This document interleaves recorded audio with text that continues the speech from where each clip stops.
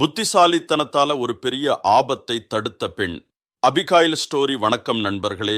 இன்னைக்கு நம்ம பார்க்க போற பைபிள் கேரக்டர் ரொம்ப அழகா மட்டும் இல்லாம செம்ம புத்திசாலியாவும் இருந்த அபிகாயில். அபிகாயிலோட புருஷன் பேரு நாபால். அவன் பேருக்கேத்த மாதிரி ரொம்ப முரடன், கஞ்சத்தனம் புடிச்சவன். ஒருமுறை தாவீது ராஜா, அப்போ அவர் இன்னும் ராஜாவாகல, பசியில இருந்த தன் ஆட்களுக்காக நாபால் கிட்ட கொஞ்சம் சாப்பாடு கேட்கிறாரு. ஆனா அந்த நாபால் தாவீதை ரொம்ப கேவலமா பேசி அனுப்பிடுறான். இத கேட்டு செம்ம கோபமான தாவீது, இன்னைக்கு ராத்திரிக்குள்ள நாபாலையும் அவன் குடும்பத்தையும் காலி பண்ண போறேன்னு 400 வீரர்களோட கிளம்பி வர்றாரு. ஒரு பெரிய இரத்த களரியே நடக்க போகுது. விஷயம் அபிகாயிலுக்கு தெரிய வருது. அவங்க பயந்து ஓடல. டக்குன்னு யோசிச்சு நிறைய சாப்பாடு, திராட்சை பழம்னு எல்லாத்தையும் ரெடி பண்ணி தாவீதுக்கு முன்னாடி போய் விழுந்து மன்னிப்பு கேட்கிறாங்க. அவங்க சொன்ன ஒரு வார்த்தை முக்கியமானது.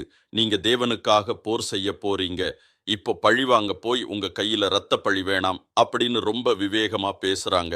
அவங்க பேச்சை கேட்டு தாவீது சமாதானமாகி, உன் புத்திசாலித்தனம் ஆசீர்வதிக்கப்பட்டதுன்னு சொல்லி திரும்பி போறாரு. நம்ம லைஃப்க்கு என்ன லெசன்? நண்பர்களே, கோபம் ஒரு பிரச்சனையை பெருசாக்கும். ஆனா அமைதியும் புத்திசாலித்தனமும் பெரிய அழிவை தடுக்கும். உங்க வீட்லயோ இல்ல சுத்தி இருக்கவங்க கிட்டயோ கோபம் வரும்போது அபிகாயில் போல விவேகமா நடந்துக்கோங்க. தேவன் உங்களை உயர்த்துவார். இந்த வீடியோ பிடிச்சிருந்தா லைக் பண்ணுங்க.